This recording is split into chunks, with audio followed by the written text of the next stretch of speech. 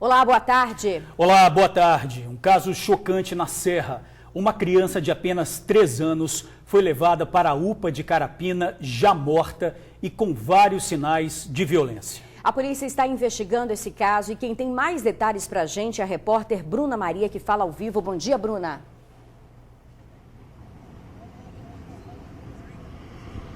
Bom dia, George. Bom dia, Isa. Bom dia para todo mundo que assiste a gente. Se é que é possível dar bom dia num dia como hoje, diante de um caso tão triste e tão cruel. Essa criança, a menina Pietra, de apenas 3 anos, deu entrada na UPA de Carapina hoje de madrugada. Ela foi levada pela própria mãe, que alegou que a filha havia passado mal. Pois bem, a médica que atendeu a criança constatou outra história. Ela viu que a criança já estava morta há algum certo tempo e também apresentava marcas de violência física e sexual. A polícia foi acionada e agora o caso está aqui na Delegacia Regional da Serra, de onde a gente fala ao vivo.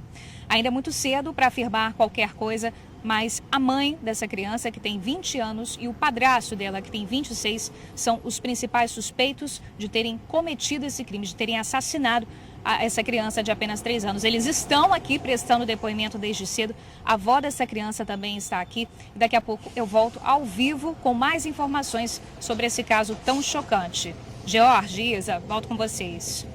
Obrigada, Bruna.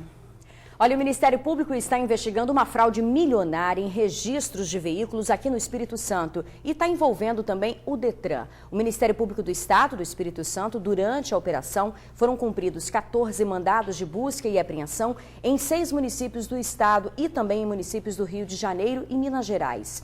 Mais de 40 agentes da Polícia Federal e 20 policiais militares participaram da operação. As investigações revelaram provas de fraudes no registro de veículos em nome de várias pessoas. Foram mais de 400 proprietários laranjas, com utilização de notas fiscais falsas, contendo números de chassis correspondentes a veículos exportados ou vendidos ao Exército Brasileiro. Estão sob investigação cerca de 900 registros de veículos no Detran do Espírito Santo, com valor estimado de fraude superior a 100 milhões de reais. Entre os envolvidos são investigados despachantes e servidores do Detran. Essa aí também é um destaque do nosso jornal de hoje, né, Isabela? Daqui a pouquinho, todas as informações ao vivo. O caso dos seguranças capixabas sequestrados por uma facção criminosa no Rio de Janeiro. A polícia carioca já identificou pelo menos 6 suspeitos. Os policiais concentram as buscas na região de Dunas, perto da favela do Lixo, em Cabo Frio, para onde os seguranças foram levados. As vítimas foram torturadas. O capixaba Éder Henrique de Moura e o carioca Luiz Paulo estão desaparecidos desde a noite do último sábado. Outro capixaba que estava com eles conseguiu fugir. Os 3 trabalhavam com vigilância particular e a suspeita da polícia é que eles tenham sido confundidos com milicianos.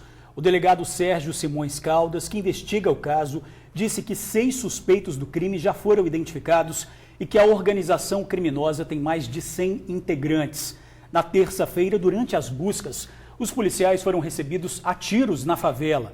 A polícia acredita que as vítimas já estejam mortas. Jorge, neste caso, a mãe do segurança Éder fez um apelo para que o governo do Espírito Santo ajude nas buscas lá no Rio de Janeiro. Vamos ouvir.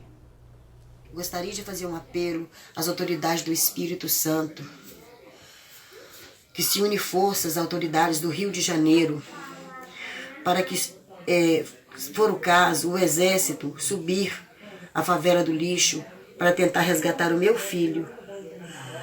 Estamos sofrendo muito. Não estamos conseguindo dormir, não estamos nos alimentando. Eu estou vivendo de remédio, estamos sem falta de notícia, é muito difícil. Ele tem uma filhinha de 5 anos que está precisando de apoio, chama pelo pai o tempo inteiro, meu Deus.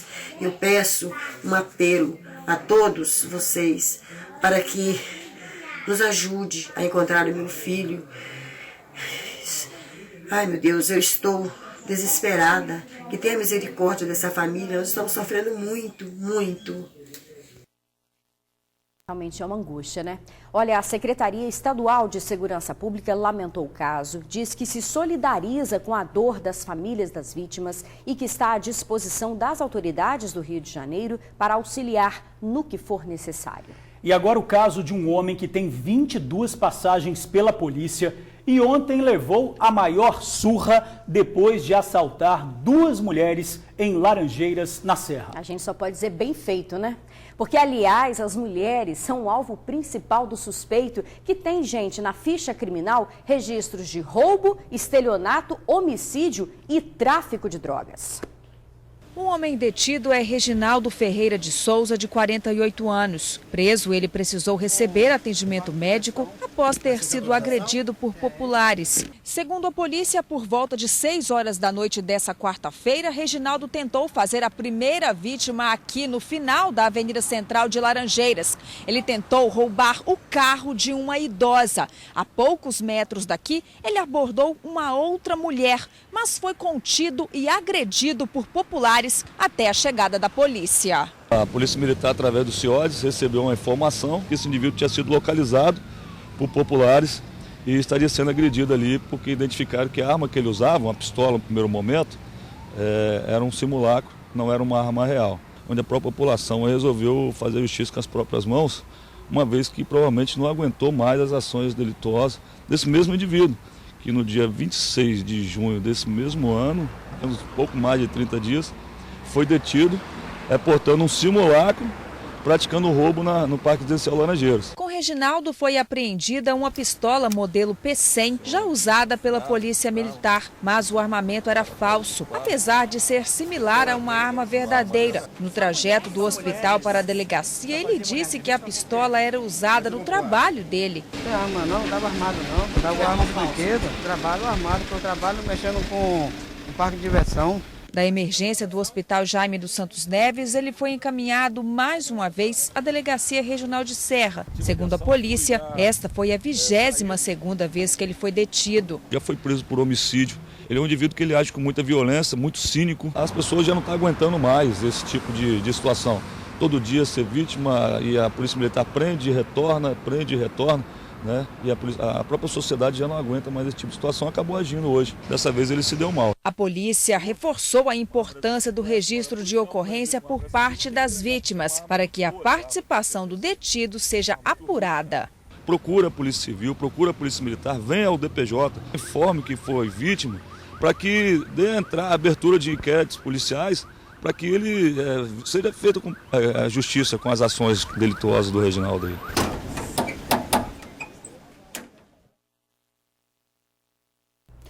A Polícia Civil disse que o suspeito foi ouvido e liberado, porque o delegado de plantão entendeu que não havia elementos suficientes para a prisão em flagrante, já que portar simulacro de arma de fogo não é crime, e nenhuma vítima compareceu à delegacia para reconhecer o suspeito. Pois é, agora a gente fala de um arrombamento em uma lanchonete em Jardim Camburi, em Vitória. A gente vai rodar as imagens aí para você. Os bandidos, eles começam entrando pelo lado, né, da lanchonete, depois eles vão se arrastar e chegar na parte do caixa, porque, claro, né, eles vão em busca de alguma coisa de valor. Primeiro, eles estão ali analisando como é que eles vão fazer para entrar, conseguem aí, ó, entrar, são 2 suspeitos, foi nesta madrugada. Eles se arrastam para que o alarme não seja acionado, vão direto para o caixa e vasculham aí moedas, né, na gaveta, se tem algum dinheiro escondido. No final das contas, gente, eles roubaram dinheiro que estava no caixa, que inclusive a proprietária falou que já deixa ali mesmo, já porque eles podem dar um prejuízo ainda pior quebrando tudo. E aí a imagem que o bandido está roubando uma cervejinha dentro do restaurante. Brincadeira, né? Eles levaram também um notebook, um tablet e um celular, além do dinheiro e da cervejinha para completar a lambança toda. Eles fugiram, deixaram esse prejuízo de cerca de 6, 7 mil reais e infelizmente não é a primeira vez que acontece. Em fevereiro deste ano, outro suspeito também havia invadido a lanchonete. Esse é o momento, a imagem, né, dos 2 suspeitos desta madrugada. O restaurante fica no bairro Jardim Camburi, em Vitória.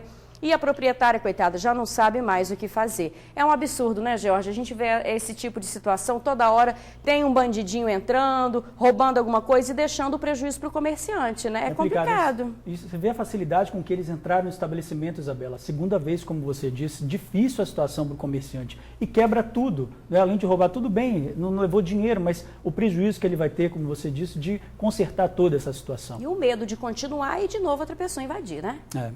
E olha só, a polícia identificou 3 suspeitos que roubavam apartamentos nos bairros Jardim da Penha e Jardim Camburi, em Vitória. Nesta ação da polícia foram pelo menos nessa ação dos bandidos, foram 13 imóveis invadidos e eles deram prejuízo de R$150 mil. A identificação foi feita com a ajuda do Cerco Inteligente. Essas são imagens de uma câmera escondida de um dos apartamentos arrombados. Nela, segundo a polícia, estão George Abreu da Costa, de 23 anos, e Kleber dos Santos Souza, de 30 anos. Com uma chave micha, a dupla entra no apartamento. Eles se certificam que não há ninguém em casa e trancam a porta. Em seguida, começam a furtar o apartamento localizado em Jardim Camburi, Vitória. Em 5 meses, 13 apartamentos foram invadidos nos bairros Jardim Camburi e Jardim da Penha, em Vitória. Dos imóveis, eles levaram de tudo, principalmente dinheiro e joias. Em um dos apartamentos, encontraram uma arma que pertencia a um policial militar aposentado. Um prejuízo estimado pela polícia entre R$40 e R$50 mil. A Polícia Civil identificou que as ações criminosas eram cometidas também por Murilo Henrique de Oliveira Barros, de 24 anos. Eles entravam em edifícios que não tinham sistemas de vídeo monitoramento, nem porteiro 24 horas. Eles adentravam por meio de chaves michas, eles conseguiam entrar no interior dos prédios e eles identificavam quais eram os apartamentos que estavam vazios. De posse dessa informação, eles entravam nos apartamentos, fechavam a porta, ficavam dentro do apartamento, selecionando bens para poder furtar e, em seguida, eles saíam do local, se ausentando e levando os bens das vítimas. Murilo, Kleber e George seriam amigos e utilizavam este veículo para transportar os materiais furtados. Foi através da identificação do carro que a polícia chegou ao trio. Nós identificamos, num primeiro momento, imagens de sistema de vídeo monitoramento de prédios vizinhos. Com essas imagens, nós conseguimos identificar quais eram os veículos utilizados pelos criminosos. De posse dessa informação de quais eram os veículos, nós fomos até o Cerco Inteligente de Segurança da Prefeitura de Vitória e conseguimos levantar quais eram as placas desses veículos que estavam circulando nos bairros nos momentos em que os crimes eram realizados. Na última segunda-feira, um mandado de prisão contra o trio foi expedido pela Justiça. Eles vão responder por associação criminosa e furto duplamente qualificado. Kleber já estava preso desde abril por outro crime. George e Murilo estão foragidos. Pessoal, agora uma imagem impressionante de um acidente em Afonso Cláudio. Olha só a situação. O motorista, ele vai sair ali pela esquerda, logo atrás vem a moto. A gente vê que a moto vem numa velocidade e atinge o carro.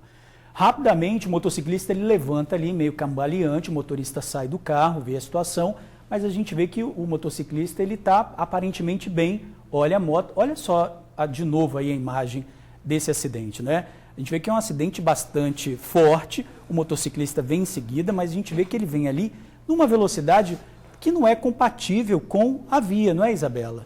E o problema é a curva ali também, né? Quando o motorista sai, o motociclista vem em alta velocidade nessa curva, o motorista não consegue enxergar que está vindo o motociclista, e é a questão da displicência também. Se o motociclista viesse numa velocidade mais tranquila, de repente conseguiria evitar, né? Isso chama atenção também porque a gente sabe que nas rotatórias, muitas vezes também da Grande Vitória, e isso aconteceu em Afonso Cláudio, muitos motociclistas andam em alta velocidade. E a gente viu ali que ele não saiu também em alta velocidade, o motorista do carro. Não há julgamento aqui, mas a gente vê que muitos motociclistas passam em alta velocidade. Mesmo o motorista andando ali lentamente, acaba tendo que frear bruscamente. Então, quer dizer, pelo visto ali não houve um ferimento muito grave, né? Mas fica aí o alerta para acidentes desse tipo. Sim. Olha, em Laranjeiras Velhas, na Serra, os bandidos passaram a atacar perto da creche. E para facilitar os assaltos, eles escolhem os horários de entrada e saída dos alunos. Somente ontem foram 4 assaltos próximos à unidade escolar Os moradores não aguentam mais viver reféns da criminalidade. As imagens mostram os bandidos chegando nesse carro cor vinho. O motorista para o veículo e 2 criminosos saem já rendendo as vítimas que estão encostadas no muro. Abordam o rapaz e depois vão em outra pessoa. Após roubá-la, os assaltantes voltam na primeira vítima e pegam mais pertences. Daí entram no carro e fogem. Isso aconteceu nessa quarta-feira, em plena luz do dia, no bairro Laranjeiras Velha, na Serra. Quem mora aqui afirma que os assaltos acontecem diariamente. A esposa desse morador foi assaltada praticamente na porta de casa. A minha esposa já levaram celular, aliança, bolsa. Eles assaltam muito mais a mulher, mas está aqui constante o assalto aqui. Esse outro senhor já ficou em poder de criminosos. Foi feito refém junto com a família. Prendeu o meu menino ali dentro de casa, amarrou ele lá no corredor e prendeu minha menina na despensa e me levou R$4.000.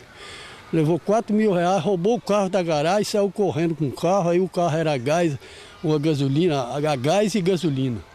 Aí eles não soube passar, aí deixou a televisão do meu inquilino lá no carro e parou o carro e foi embora. O palco para tantos casos é a Avenida Dom João Batista. O local escolhido pelos assaltantes torna as ocorrências ainda mais graves. Ultimamente, o local escolhido pelos bandidos para as ações criminosas tem sido essa creche aqui. Segundo os moradores da região, só ontem foram 4 assaltos. E os criminosos escolhem os horários de maior movimento aqui na rua, que são os horários de entrada e saída dos alunos. Na escola, na creche aqui, as mães que vêm trazer os alunos, está muito feio aqui. E o pior é que as pessoas que são assaltadas não fazem boletim de ocorrência. Aí a polícia acha que está tudo bem, mas não está, né? Aí a gente está precisando de policiamento aqui, que está muito feio. A insegurança está total, né, cara? A gente não tem mais segurança aqui no bairro. Era um bairro tranquilo, hoje é um bairro que a gente não tem mais segurança, a gente não sabe mais quem é quem. A comunidade afirma que já pediu mais segurança, mais policiamento na região. E já tem mais de mês que estão aguardando por uma resposta. Já tem mais de um mês já. Já está protocolado e estamos aguardando as respostas e nada. Infelizmente está acontecendo séries de assaltos aí que está sendo todo dia. Mesmo que temos ponto de comércio, não vê viatura. Eu mesmo passo o dia inteirinho no bairro, próximo à escola, e não existe policiamento. Ontem a polícia foi passar 7 horas da noite, mas isso é raro, passa e vai embora. Eles podem afirmar que passam no bairro, mas não existe patrulhamento na unidade. Não dá para não comentar uma imagem dessa, né, gente? 12h30, o bandido passa, olha, está tudo tranquilo, vai lá, rouba quem está na calçada, volta na maior tranquilidade para pegar o boné. Não dá para admitir uma coisa dessa na porta da creche. O que é isso? E você viu que a moradora também fez o alerta para os outros moradores. Façam um boletim de ocorrência para poder cobrar da polícia. Agora a gente fala da nota da polícia. A PM disse que fez o patrulhamento preventivo e que faz constantemente, né, o patrulhamento preventivo diário e também desenvolve ações estratégicas no bairro.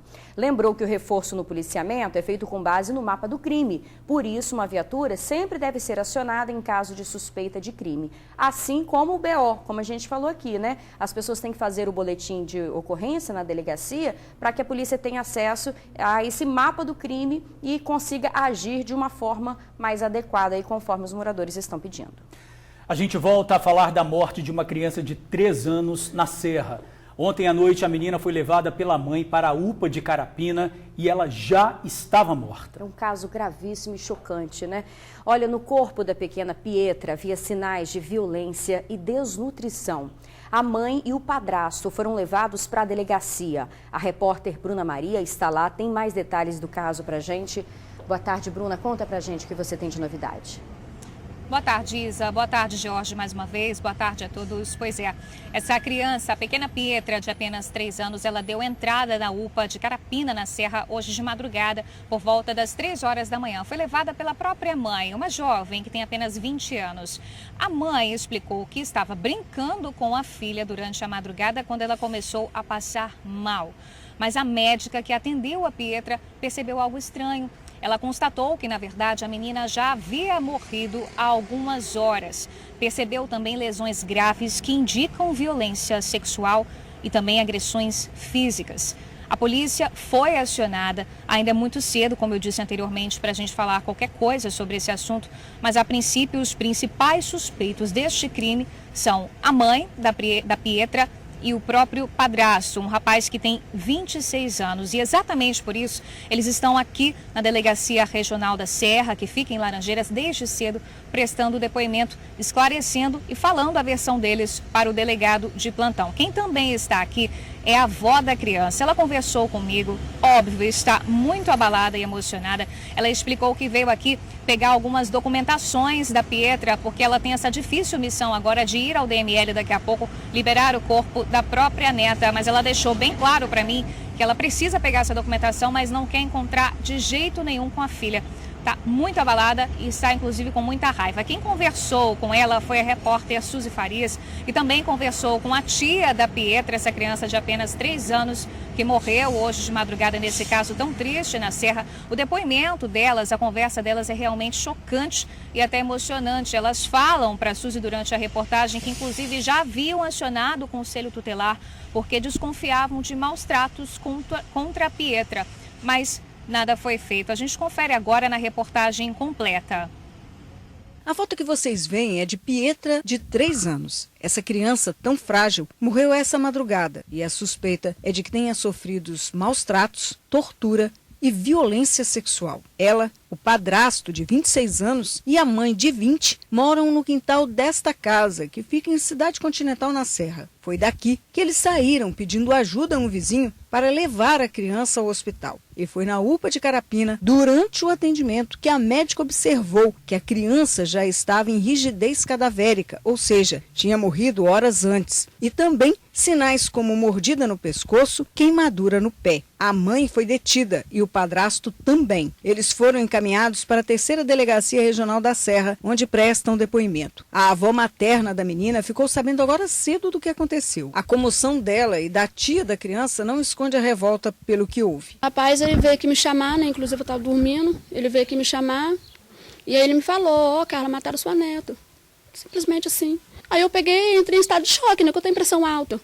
E aí eu falei assim: mentira, você tá mentindo pra mim, eu não tô mentindo não. Eu peguei e fui lá para poder saber da verdade. Cheguei lá, o sogro da minha filha me falou que 3 horas da manhã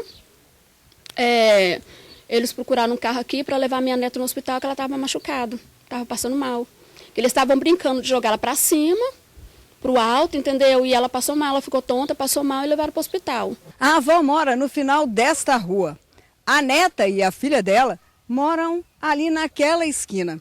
Apesar da pouca distância, a avó quase não via mais a neta desde o ano passado. Em um episódio em que, estando na casa da avó, tomando banho, se verificou que a criança tinha algumas marcas na perna, tinha apanhado. A mãe então saiu de casa, veio aqui tirar satisfação com a filha. As duas brigaram e naquela época ainda a família da menina, a avó dela e também a tia da criança, acionaram o Conselho Tutelar, porque desde então perceberam que a criança, que já estava mais magrinha, estava sofrendo maus tratos. Mas não tiveram ajuda do Conselho Tutelar, porque a criança tinha que ficar com a mãe.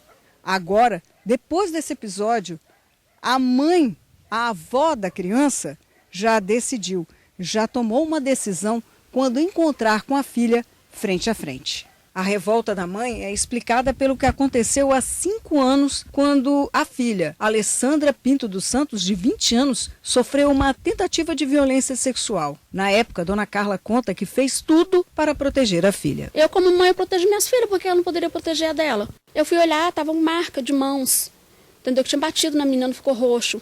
Aí eu peguei rapidamente, coloquei a roupa na menina e fui lá. Chegou lá, a gente bateu boca, a gente discutiu. Eu falei com ela: mais uma vez que minha neta aparecer roxa dentro de casa, eu vou chamar o Conselho Tutelar para vocês. Ela falou: pode chamar, não tenho medo. Entendeu? A minha filha falou isso na minha cara. Então, a partir de então, ela nunca mais pisou na minha casa. A violência pela qual a menina passou foi pega de surpresa na rua onde ela morava. Vizinhos que não quiseram gravar a entrevista confirmaram que a menina sofria maus tratos. A tia conta que, por isso, ela e a avó acionaram o Conselho Tutelar da Serra, mas nada conseguiram. Uma parente deles veio aqui falando que ela estava sendo maltratada. A gente pediu pra gente ficar com a neném, ela não quis dar a neném pra gente. A gente ligou pro Conselho Tutelar, a gente falou que ela estava sendo maltratada. Não fizeram nada e esperaram. Não fizeram nada. Nada. A gente não tinha como pegar a neném. Porque estava com a mãe. A gente não pode fazer nada.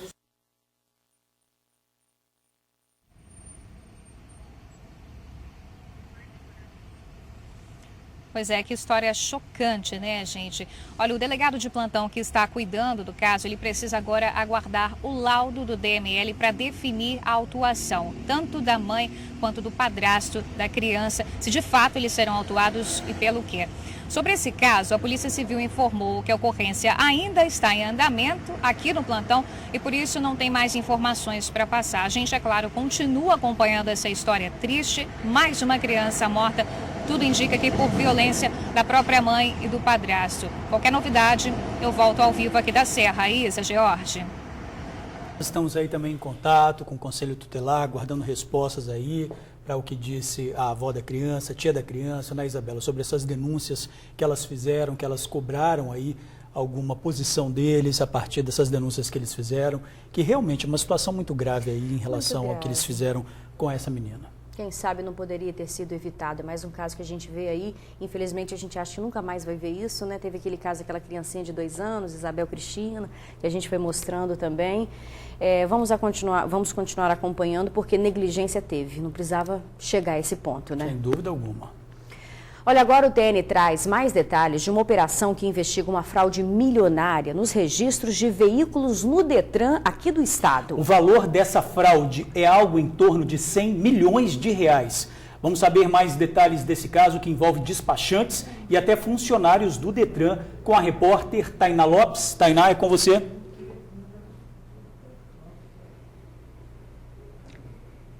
Boa tarde, Jorge. Isabela, você que nos acompanha no Tribuna Notícias, primeira edição. 26 mandados judiciais, sendo 15 de busca, 11 de prisão, foram realizados em uma operação conjunta feita pela Polícia Rodoviária Federal, Detran, GAECO e também Receita Federal em relação a fraudes em registros de veículos no Detran. Cerca de 899 fraudes, 899 veículos registrados no Detran, um prejuízo, como vocês já disseram, que ultrapassa 113 milhões de reais em documentos registrados de maneira fraudulenta no Detran. Eu estou aqui com a Marílio, que é da Polícia Rodoviária Federal, superintendente, porque toda essa investigação começou com a apreensão realizada pela equipe da Polícia Rodoviária Federal, que apreendeu 63 veículos e percebeu que tinha alguma coisa errada com a documentação desses veículos. Boa tarde, Marílio. Boa tarde. Depois da verificação de que várias ocorrências estavam acontecendo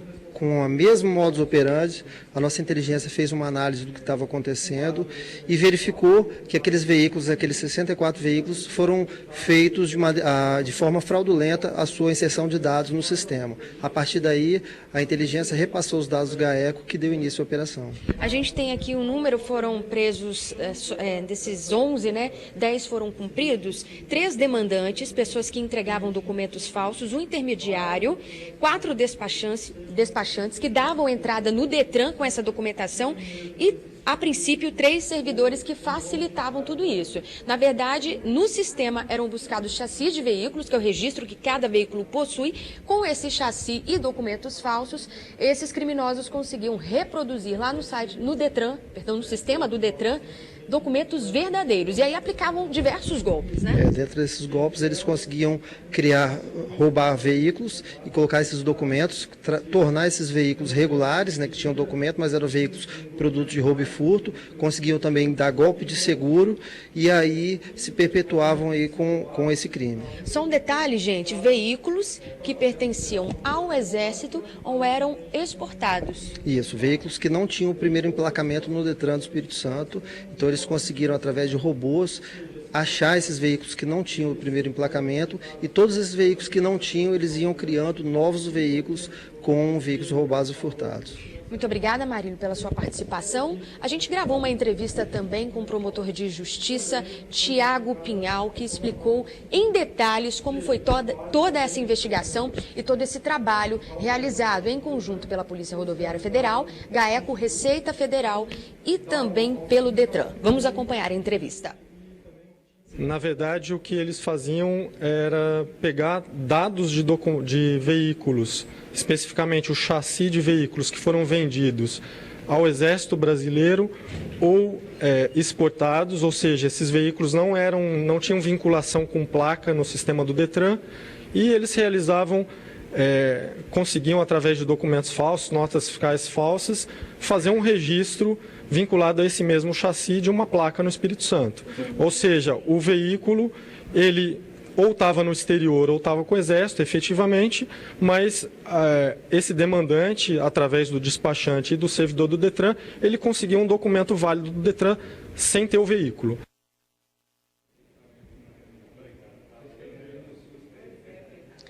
Três servidores do Detran foram presos, já estão, nesse caso, presos, mas outros 40 estão sendo investigados. Eu estou aqui com o Givaldo Vieira, ele é diretor-geral do Detran, para explicar para a gente como que vai ser esse passo a passo da investigação e a postura do órgão em relação a esses funcionários. Boa tarde, Givaldo. Boa tarde. A postura do órgão é uma postura de combate à fraude e à corrupção. Nós fazemos parte da operação e as informações mais importantes saíram do Detran para chegar até as pessoas que cometeram esses atos criminosos. As 3 prisões, nós estamos aguardando a confirmação, parece que são provas robustas que foram obtidas com a investigação policial. Então, nestes casos, tudo indica que faremos exoneração, pois se tratam de cargos de confiança. Quanto aos outros 37 citados pelo promotor, que estão sendo investigados, esse processo tramita em caráter de sigilo, junto à Terceira Vara Criminal de Vila Velha, e nós vamos instaurar um procedimento interno de corregedoria à medida que a promotoria nos informe quais são os veículos, porque nós temos condição de verificar quais servidores atuaram naquele procedimento. Vamos fazer também a nossa investigação, não fizemos antes porque iria atrapalhar o processo de atuação policial, de investigação. Vamos fazer agora, e à medida que provas robustas estejam, outros podem ser demitidos, ou sofrer penalizações da corregedoria, mas neste caso nós não temos ainda a informação de quais sejam, porque esse processo tramita em sigilo determinado pela juíza da Terceira Vara Criminal de Vila Velha. Givaldo, muito obrigada também pela sua participação. Givaldo comentou há pouco também que algumas mudanças serão feitas no sistema do Detran para dificultar o acesso desses despachantes e outros intermediários e demandantes que tenham interesse em fazer essa consulta no Dado Nacional de Chassis de Veículos, para que torne mais difícil ou até impossível hoje esse tipo de crime dentro do sistema do Detran aqui no Espírito Santo. Só relembrando aí um golpe, uma fraude de 113 milhões de reais em geração de documentos falsos em relação à identificação de chassis de veículos e entrada no sistema do Detran para poder cometer outros crimes como golpes e também esquentar veículos, popularmente dito, no meio criminoso. Eu volto com vocês aí no estúdio. Obrigada, Tainá, pelas informações. Olha, estão na cadeia os suspeitos de terem assassinado um motoboy na Serra em julho. As investigações apontaram que o crime foi cometido por ciúmes. De acordo com a polícia, Rainer tinha um relacionamento com a esposa de um dos suspeitos. A repórter Bruna Maria tem mais detalhes ao vivo. É com você, Bruna. Exatamente isso, Georges. A polícia elucidou esse caso que aconteceu no dia 12 de julho e descobriu-se que Rainer tinha um caso com a esposa do próprio assassino. Rainer, o motoboy, foi morto a tiros. Quem tem os detalhes dessa informação é o repórter Luciano Rosetti, que preparou uma reportagem para a gente. As imagens das câmeras da pizzaria mostram o carro dos criminosos estacionando. Um homem sai do veículo, atravessa a rua e entra no estabelecimento. No interior da pizzaria, ele pergunta sobre a vítima, um motoboy que no momento não estava no local porque fazia algumas entregas. O suspeito volta para o carro e, junto com o motorista, vai procurar pela vítima. Segundo as investigações, quem dirigia o veículo era Isaac Lima Gonçalves, de 22 anos. O homem que estava no carona era Sebastião de Jesus Santos, de 32. Eles encontraram a vítima na rua Três Corações, no bairro Nova Carapina 1, na Serra. O entregador, Rainer Rocha, de 22 anos, foi assassinado a tiros. O crime aconteceu no dia 12 de julho. A motivação foi passional. De acordo com a polícia, Rainer tinha um relacionamento com a esposa de Isaac. Isaac teria confessado em depoimento que planejou todo o crime por causa de ciúmes. A companheira do Isaac, um dos autores, estava mantendo um relacionamento extraconjugal com a vítima e o Isaac descobriu. Sendo assim, o Isaac chamou o Sebastião para juntos cometerem um crime.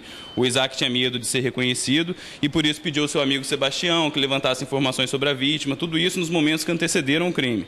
Então na lanchonete foi o Sebastião que ficou responsável por saber onde a vítima estava, se ela estava trabalhando no dia, em que rua estaria. Já o advogado dos suspeitos afirma que Sebastião não sabia de nada.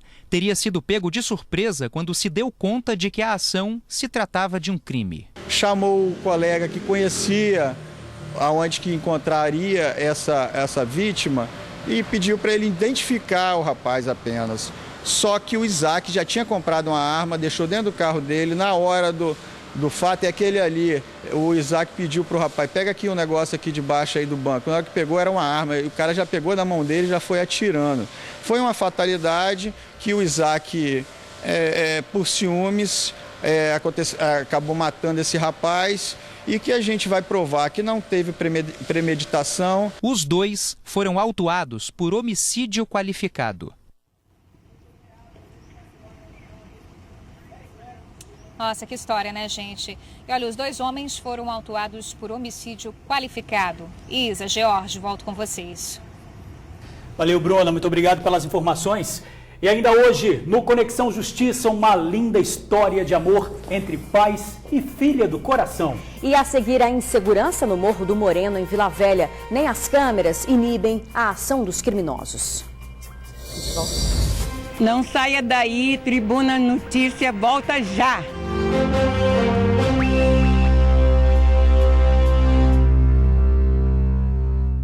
O Morro do Moreno, em Vila Velha, atrai visitantes o ano inteiro. Turistas, praticantes de esportes e admiradores da natureza. Mas quem mora ou frequenta o local reclama da insegurança e garante que o número de assaltos aumentou nos últimos meses. Nem as quase 60 câmeras instaladas na região estão inibindo os criminosos. Repare essas imagens. 2 homens em uma moto passam pela rua quando avistam um casal que mexia no porta-malas do carro. Os bandidos então voltam. Um deles desce da moto e rende marido e mulher que tiveram os pertences pessoais roubados. Foi na última terça-feira, por volta das 14h, no Morro do Moreno, em Vila Velha. As vítimas eram turistas do Rio de Janeiro que saíam da praia. A Isabel passava na rua no momento do crime. Tinha uma menina sentada na calçada e um carro do correio do lado. Ela estava em desespero, chorando, aí falando assim, tem ladrão aí, tem ladrão aí. Aí eu peguei, parei, o rapaz parou, né, do Uber. Eu saltei e conversei com ela. Ela falou, acabei de ser assaltada. O assalto foi flagrado por uma das 57 câmeras de segurança espalhadas em postes por todo o bairro.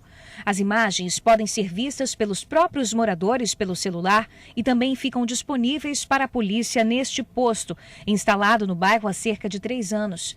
Mas nem isso tem inibido os crimes.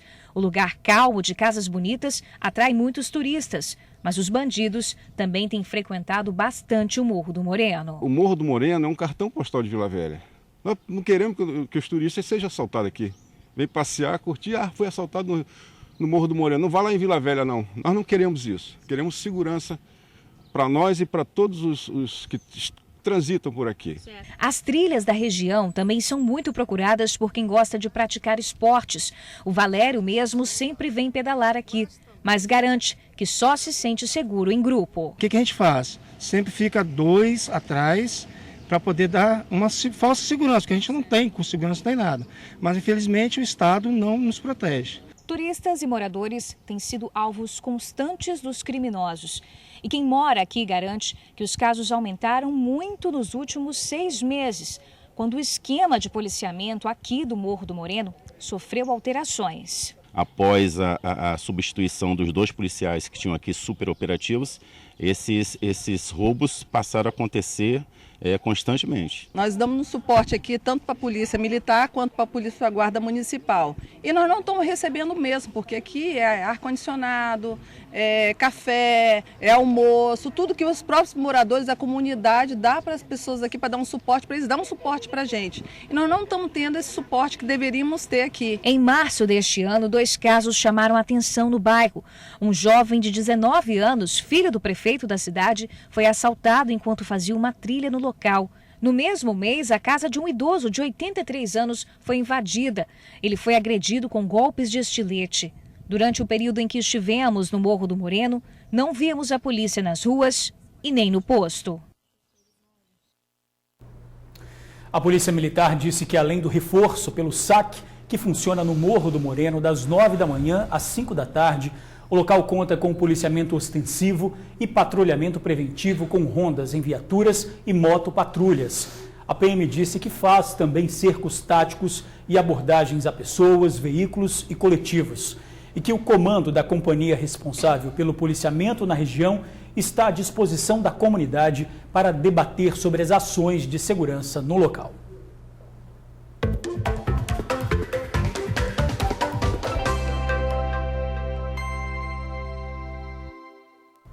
Agora vamos falar de emprego. Tá precisando de uma forcinha aí, tá desempregado? A gente vai divulgar aqui para você as vagas que nós temos hoje.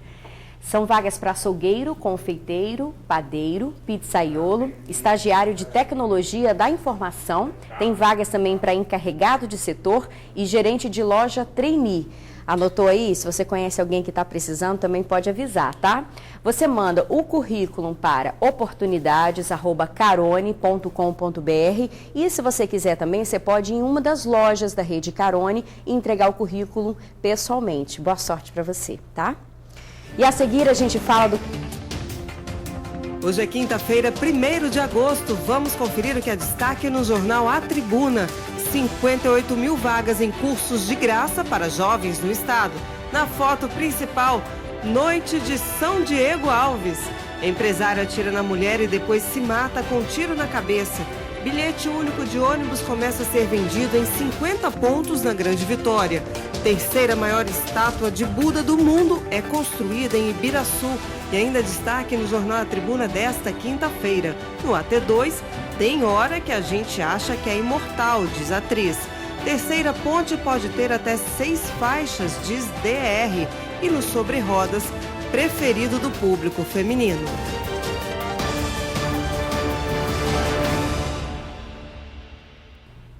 E a seguir, o Conexão Justiça mostra uma linda história de amor entre pais e a filha do coração. E o que eles devem fazer para regularizar a adoção. A gente volta rapidinho. Ai, Deus. Não sai daí! Tribuna Notícia volta já!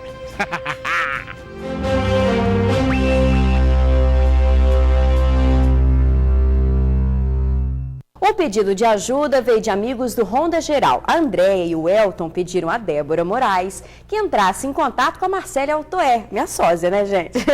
Porque eles queriam saber como adotar a filha mais velha. E olha, o curioso é que a mãe da menina, ainda grávida, combinou que ela ficaria com um casal ao nascer. Eles criam a menina até 13 anos. Veja agora, no Conexão Justiça, uma história linda de amor entre pais e filha do coração e o que eles devem fazer para regularizar a situação.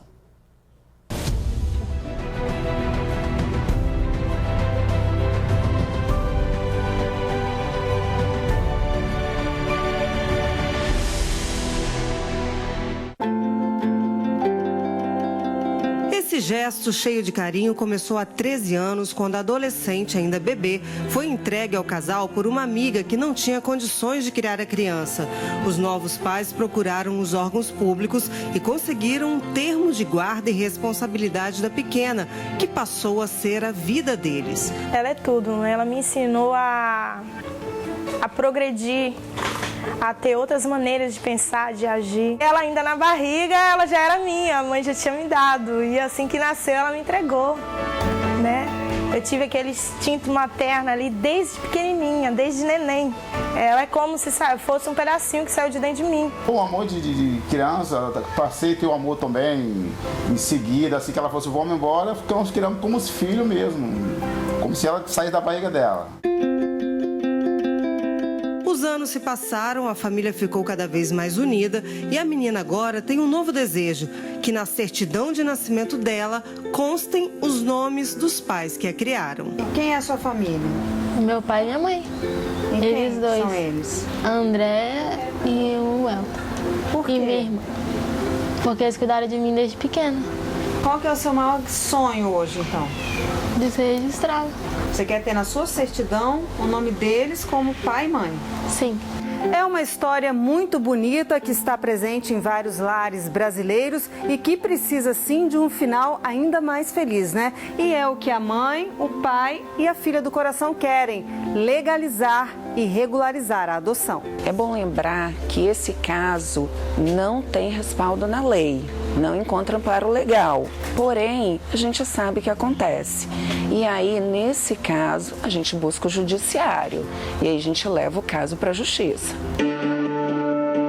Como a advogada destacou, aceitar uma criança, mesmo a própria mãe a entregando, não é correto. A lei dita regras para que a adoção aconteça, principalmente para preservar o menor. Quando uma mãe deseja ceder o seu filho para adoção, ela procura a vara da infância e da juventude e ela recebe todo o apoio, inclusive psicológico, sem julgamento. É algo assim muito simples, muito tranquilo. E aí ela doa o filho, né, entrega o filho para adoção. E de igual modo, quando um casal deseja adotar um filho, o procedimento é igual. Procura-se a vara da infância e da juventude. É ela, por lei, que gerencia esse encontro entre o adotante e o adotado. Mas casos como o que mostramos ainda acontecem muito no Brasil. Se ficar comprovada a boa-fé dos envolvidos e que a criança é criada com todo o cuidado que precisa ter, a adoção pode ser regularizada. Eles têm que reunir a documentação toda, procurar a vara da infância e da juventude, constituir um advogado, se não tiverem condição, pode ser um defensor público, reunir toda a documentação necessária e entrar com pedido de adoção. E aí vai passar por todo o procedimento junto à vara e o juiz vai proferir uma decisão. O principal interesse em uma relação como essa é o da criança ou do adolescente. O cuidado, o carinho e o amor verdadeiros devem sempre prevalecer. Realmente é filha do coração, porque a minha vida sem ela seria vazia. Ela é um motivo, ela é minha razão de viver. É tudo, é tudo. Minha filha é tudo. É uma benção. É uma benção. Tudo em tudo, escola, tudo. Casa, tudo.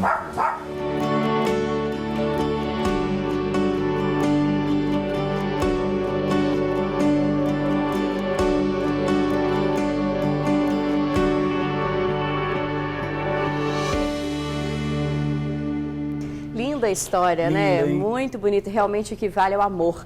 Olha, quem gerencia o Cadastro Nacional de Adoção é o Conselho Nacional de Justiça. No site cnj.jus.br você encontra um passo a passo do que fazer para adotar uma criança ou um adolescente. Você também tem dúvidas sobre os seus direitos? Manda pra gente. O e-mail é conexãojustiçatn@gmail.com ou na página profissional da Marcele no Facebook, Marcele Altoé Oficial. E olha, agora no Ronda Geral vocês vão conhecer um pouquinho mais sobre essa família linda, né? E realmente eles se doam, né, para que o outro tenha esse amor também, apesar de toda a simplicidade do que eles vivem, né? E vocês vão ver também umas trigêmeas lindíssimas. A Débora vai te contar melhor, tá? Eu não tô muito por dentro da história não, vocês viram, né? Mas a Débora tá. É isso aí, a gente fica por aqui. Muito obrigada pelo carinho, pela audiência. Uma ótima tarde para você. Eu te espero no TN2 às 7h20. Obrigado por assistir ao jornal, pela companhia de sempre. Agora você fica com Ronda Geral, a Débora Moraes. Hoje é a véspera da despedida dela. Amanhã é o último dia dela, então a véspera para ver, não perde não. Não perde não. Tá, fica aí com Débora Moraes. Amanhã a gente encontra 15 para meio-dia. Até amanhã, até lá. Isso aí, até lá.